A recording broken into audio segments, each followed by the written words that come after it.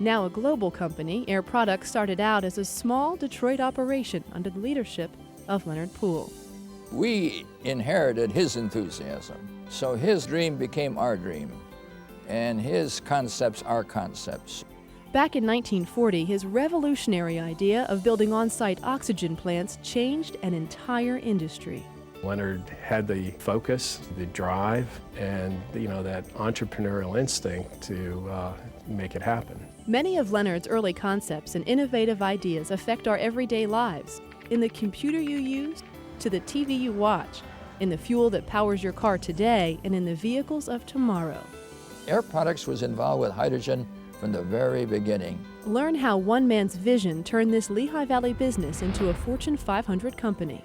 I think Leonard Poole can best be described by 3 words, really: entrepreneurship, integrity, and compassion. The loss of his wife Dorothy inspired him to spearhead the formation of Lehigh Valley Hospital. Leonard believed in himself, he believed in our hospital, his hospital, and he believed in this community. Leonard and his wife's foundations continue to support the hospital and the arts. I can't think personally of anyone that I have ever met who had such a big heart, a great conscience, and who was able to encourage others to do his work after he was gone.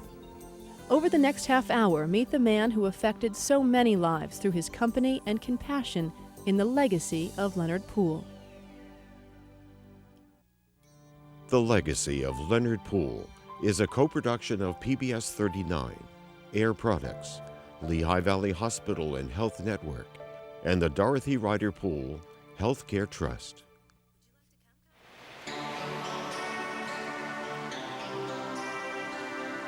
You've probably seen its tankers on the highway, or passed by its headquarters in Trexlertown. But do you know what goes on through these doors at one of Lehigh Valley's largest employers?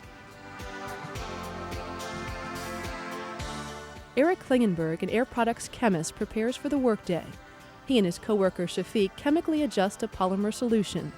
His team performs hundreds of tests as they develop different products. Thanks to Eric and his team, you won't have to cram your books into your suitcase when you head on vacation.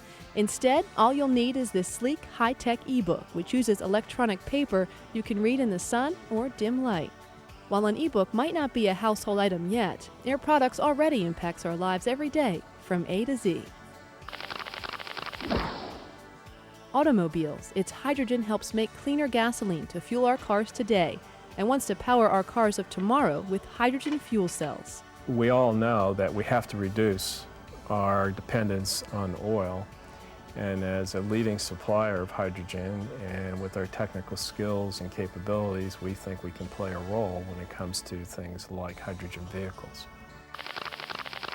You also might be surprised to learn that the largest supplier of helium, Air Products. It fills everything from party balloons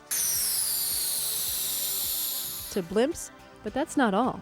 We keep over 50% of the world's MRI units cool.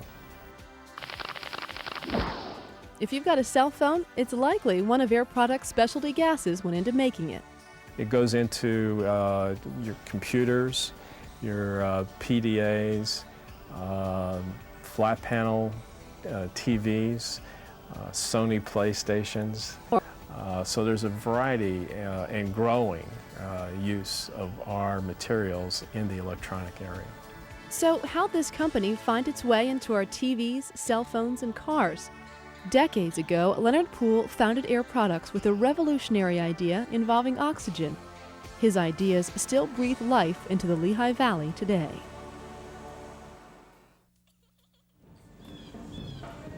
On a steamy summer afternoon, this group gathers for a picnic.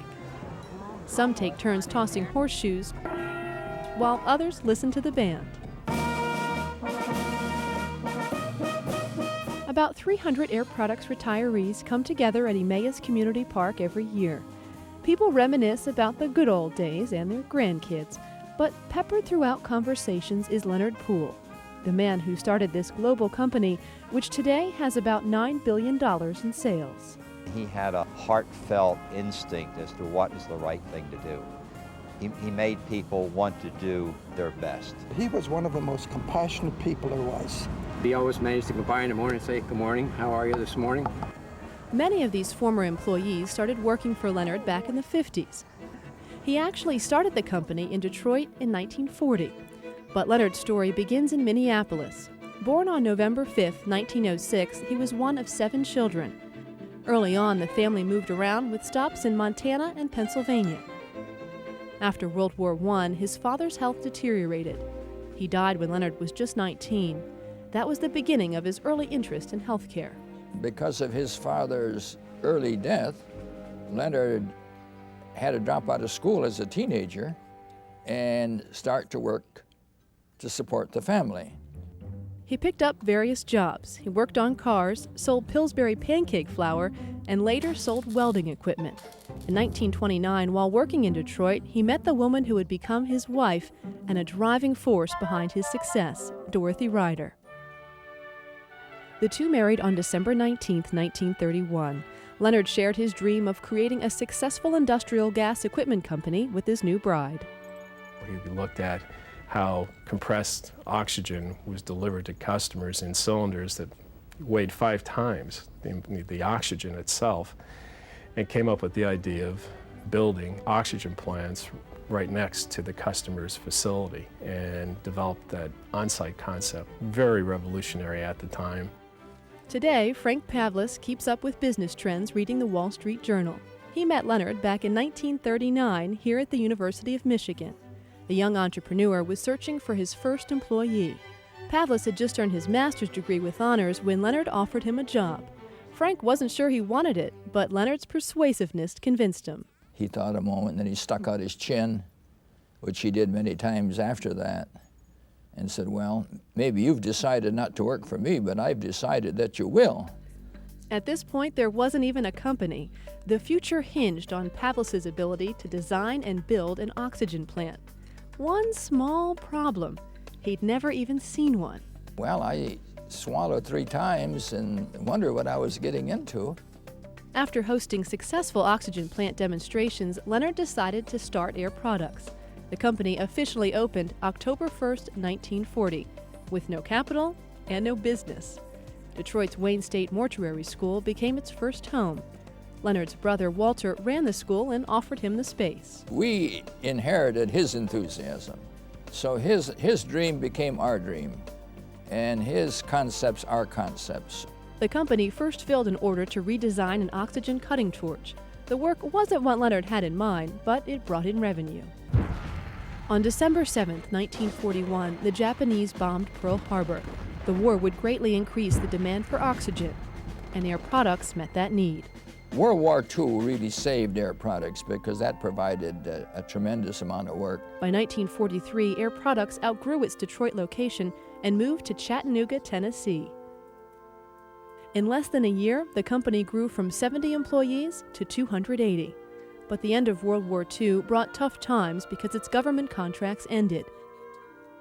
The company needed to move to a smaller, more affordable location in 1946. We were able to buy the Donaldson Iron Works in Emmaus, which was an old foundry, and that was the new home of Air Products. And we were living from hand to mouth for the first 20 years. It was difficult. To persevere, Leonard needed a strong workforce. One of his core beliefs: hire the best and the brightest.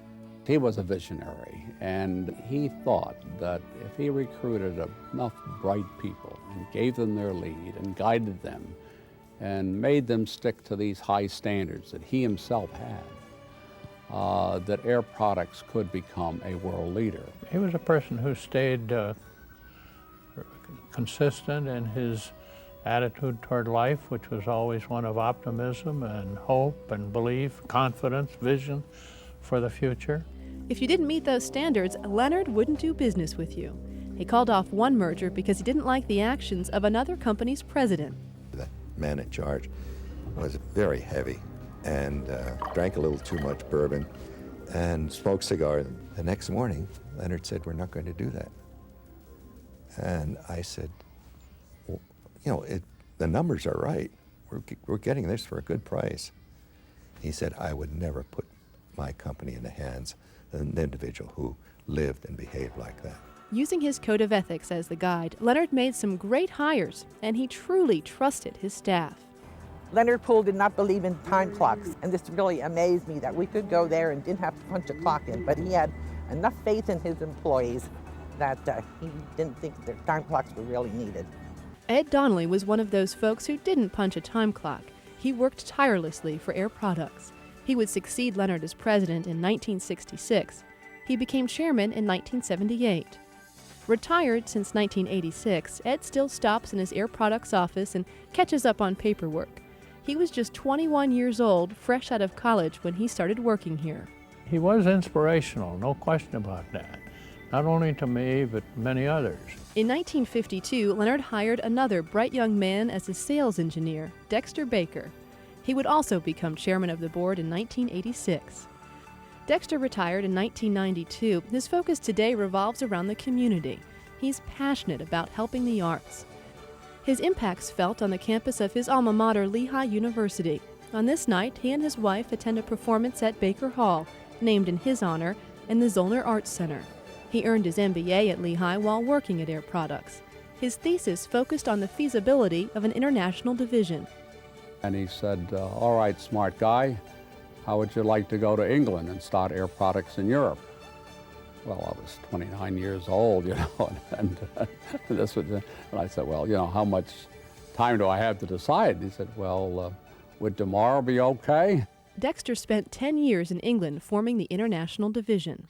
I think Leonard recognized that if the company was to grow, it had to go into new markets and new technologies and new business areas. The entrepreneur is the core of the free enterprise system. By 1957, net sales reached $34 million.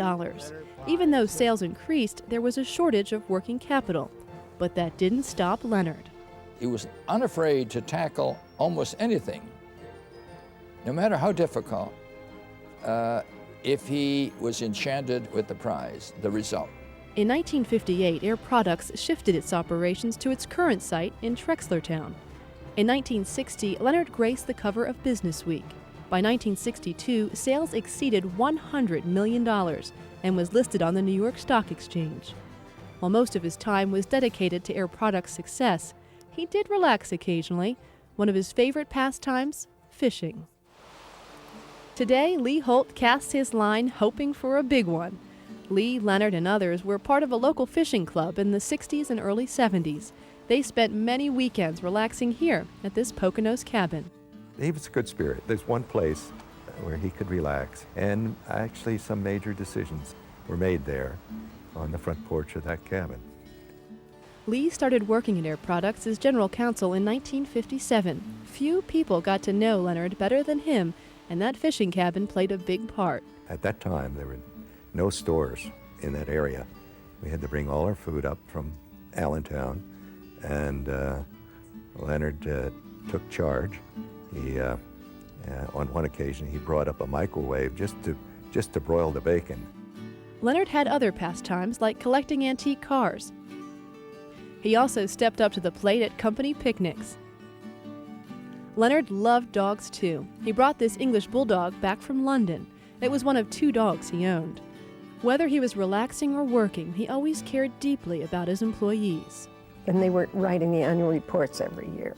The last sentence in his president's message was the importance of the people at Air Products. And he strongly believed that. Current Air Products president John Jones also holds that belief. Charged with leading Air Products into the future, he understands its past and Leonard's vision. He always believed that technology was a key part of the formula to this day. You know, if you look at our leadership positions in businesses, we really drive technology as a very, very strong part of what we're all about. Air Products operates in more than 30 countries and employs over 20,000 people.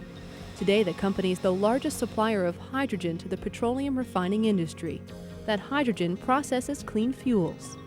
75% of Air Products sales comes from gas and related equipment. Earlier, we said this company affects our lives from A to Z. We've jumped ahead to K, for keys. Keys and virtually anything else made of steel or other metals benefit from Air Products' oxygen and nitrogen. How about L, latex paint? Some Air Products chemicals are used to manufacture paint. M, Air Products plays a part in medicine too. And N is a big one. More than 90% of the world's liquefied natural gas is made with Air Products technology and equipment. The company also leads the way in designing hydrogen-powered fueling stations. Hydrogen has the potential to become a significant energy source in the U.S. Hydrogen-powered cars are making headlines, but the concept isn't new. In 1967, Leonard wanted to impress a potential client.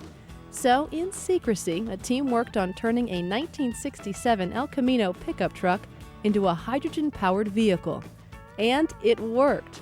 The success satisfied Leonard. Then he had the group replace the carburetor and sell the car back. Apparently, no one spoke of the 6-month project for the next 34 years. Leonard had the focus, the drive, and that entrepreneurial instinct to make it happen. Leonard's desire to be the best in the industry fueled many research projects. Much of that early research and design set the foundation for Air Products today. Leonard expected a lot from his employees, but he also cared about their well-being and their families too. Leonard would never turn his back on somebody that had a need or an illness or a financial crisis. He always said what he really wanted to be was a doctor. And it was obvious his compassion for people. He would have made a wonderful doctor, but he made a great boss. Back at the picnic, folks recall stories of Leonard's kindness. He was one of the most compassionate people there was. If an employee or an employee's wife was seriously ill, or any member of the family, Leonard would jump in there and make special arrangements if they needed special treatment at a hospital. I remember when my friend got sick back in the 60s with leukemia. He didn't waste any time. He got the specialist from Sloan Kettering to come down and see him. Air Products employees felt Leonard's compassion, and so would others in our community. When his wife developed lung cancer, he learned firsthand how difficult it was to be away from home and care for a loved one. He didn't think it was fair that people had to travel to receive care from the nation's best doctors. After 26 years at the helm, he named Ed Donnelly his successor so he could focus on his wife. He stayed with Dorothy day and night at New York City's Memorial Sloan Kettering Cancer Center. And I assumed that he could not afford a hotel room, and I told my wife, Eva, the story about this nice gentleman who was sleeping in his wife's room. And she insisted that I bring him home for dinner. The dinner sparked a friendship. I'm sure people who worked for him saw him, as a businessman, interested in the projects and the bottom line, but he was truly a very sensitive, caring man. Retired from practicing medicine, Larry spends much of his time working on a book. It's about his experiences with patients. He shares the Poole story. Leonard talked about what an amazing woman she was, an accomplished pianist and painter who lived every day to the hilt and had, quote, the best laugh in the world. Those who knew the couple knew how important Dorothy was to him. They had a very close relationship. Leonard hardly needed motivation by others because he was self-motivating. But even with that framework in their relationship, she was a motivator. Dorothy passed away in 1967. Leonard mourned, but he took action. The country's best doctors cared for his wife, and he believed others should receive the same treatment here in the Lehigh Valley. He set out to build a regionally superior hospital.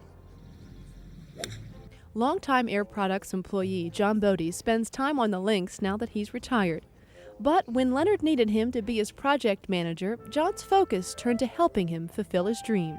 And he vowed that he would have medical services in Allentown equivalent to New York, so that Joe off the street who couldn't afford the medical would have medical services locally here in Allentown. Leonard quietly donated $5 million of his own money to get things started, but more money was needed. John recalls a special telephone conversation. Hello, David.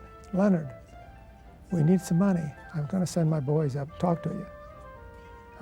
It took me a long time to catch on. It was David Rockefeller that he was talking to. These days, Dorothy Hoffner Folk volunteers at the gift shop at Lehigh Valley Hospital's 17th Street location.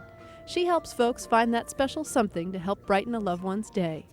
As Leonard's longtime secretary, she remembers the building process. I always used to say to him, you're building this hospital brick by brick yourself, and he really put every ounce of his energy and time into that. The hospital opened in 1974 and became Lehigh Valley Hospital. Leonard encouraged his old friend, Dr. Larry Levitt, to be its first full-time neurologist. Just like at Air Products, Leonard looked for the best and the brightest in healthcare, too. That tradition continues. What makes us able to accomplish what we have over the last bunch of years, over our entire history, is the people who choose to work there. President and CEO Dr. Elliot Sussman keeps up with staff. Getting feedback from doctors and nurses helps him stay in touch with day-to-day activities. Lehigh Valley Hospitals emerged as a leader in many areas over the last 30 years. U.S. News & World Report lists it as one of the top hospitals in the nation in 8 categories: cancer care, digestive disorders, endocrinology, heart care and heart surgery, kidney disease, orthopedics, respiratory disorders, and urology.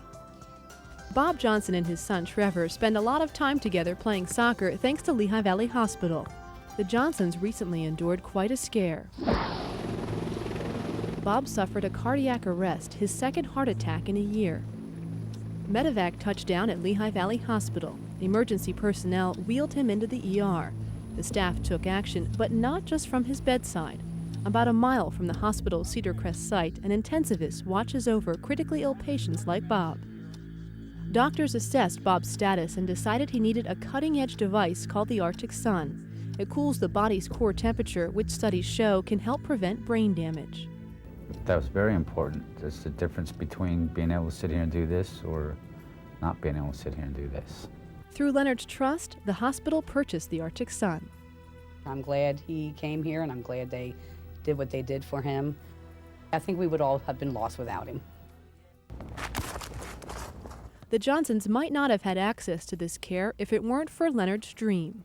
Leonard believed in himself. He believed in our hospital, his hospital, and he believed in this community. Leonard died in 1975 at 69, but his legacy remains. The Dorothy Ryder Poole Healthcare Trust was established in his wife's honor. It supports Lehigh Valley Hospital. The nonprofit organization began with his $15 million estate, and more than 30 years later, it's grown to over $80 million. The Ryder Poole Foundation, established by Dorothy and Leonard in 1957, focuses on culture, art, human services, education, and community development. Executive director of both boards, Ed Meehan, often meets with his staff to discuss how to distribute funds. Their top priority is to carry out the Poole's ideals. My sense is that they were a very strong team, that they really valued one another and they really looked to one another in a real partnership. They were husband and wife, but they were also real partners in terms of thinking about the work in the community. Grants from the Trust benefit many programs, treatments, and devices at Lehigh Valley Hospital, like the Arctic Sun. It's not necessarily a household name, but I suspect many people are touched by the ongoing work and the sustaining work that has been provided by Lehigh Valley Hospital and others. Dorothy's Foundation opens doors for those who might not be exposed to the arts. Music is very important to me. I love playing. It just makes me feel happy. 11-year-old Morgan Bush shares a love of music with her grandmother. She's learning the basics at this community music school in Allentown, which receives funding from the Ryder Poole. And Morgan may not have been here without the help of a scholarship from the foundation. Morgan might grow up to play in an orchestra and may accompany a performance of the Nutcracker someday. 17-year-old Matt Harvey dances as the wooden soldier in this classic. He excels in the Repertory Dance Theater's Talent Identification Program, or TIP, also funded in part by the Ryder Poole Foundation, which is a program for at-risk and disadvantaged youth in the Lehigh Valley. We go into the schools and we audition over 1,500 kids. It kind of carries out into the real world. I used to always walk around, head down, now shoulders back, head up, looking straight ahead. Thanks to dance, Matt's future looks bright. But what's on the horizon for the Poole Foundation and Trust? Well, according to Leonard's will, the life of the trust runs out in 2025. Whatever's left over goes directly to Lehigh Valley Hospital. We're going to have to come to grips with how we'll think through enabling families to have healthy babies, enabling mamas to have the very best opportunity for adequate and appropriate prenatal care, good early health care for children in the early years. On occasion, Dr. Levitt pauses at this portrait of Leonard and takes a moment to ask him how he thinks the hospital's performing. I think he would be pleased. I think he would not have imagined that it would have grown to this extent, but he would expect us to do more and to do better and never let up. People say, well, so what's the dream? What do you want to be? We'd like to be the premier academic community hospital in the United States. So how do you do that? Exposing young people to potential healthcare careers is a start. Leonida Castillo participates on a nurse job shadow. Listening to this tiny infant's heartbeat, she realizes why she wants to become a nurse. I want to see what it's like, just to make my decision more affirmative. Make sure that's what I actually want to do in my life. Area high school students learn early if a career in healthcare is for them. At Air Products, recent college graduates have opportunities most young hires don't get. Amy Tamayo and Ben Goldberg participate in the company's Career Development Program, or CDP. Each person gets a chance to explore different aspects of the company by performing 3 different year-long assignments in unrelated fields. The Career Development Program is about choices and challenges. It's about motivated individuals who want to take lead on to their careers. The CDP program is absolutely phenomenal for my career. It's given me exposure to really important decisions that need to be made at Air Products. John Jones, like Amy and Ben, participated in the CDP back in 1972 when he first joined the company. In fact, 113 current Air Products executives took part in the program over the years. Today, John leads discussions about current company activities. He's also out in the field helping New Orleans employees as they try to recover from Hurricane Katrina. The key is to provide, bring in the right people, give them the systems, the tools to allow them to thrive in that environment versus fear that environment. Back at the Air Products Retirees Picnic, folks still share their Leonard stories. I just consider him such a great man who really tried, I think, to help everybody. I'll never forget him, I won't, I was really devastated when it was like maybe my own father died. Well, he was an asset to the community. He done a lot for Allentown. I mean, look at the hospital, and for Air Products. I think he was wonderful. With each test, new technology emerges on Air Products campus. The door closes, but Air Products work continues. The work Leonard Poole began so many years ago. His legacy breathes life into the Lehigh Valley and beyond. The Legacy of Leonard Poole is a co-production of PBS 39, Air Products, Lehigh Valley Hospital and Health Network, and the Dorothy Ryder Poole Healthcare Trust.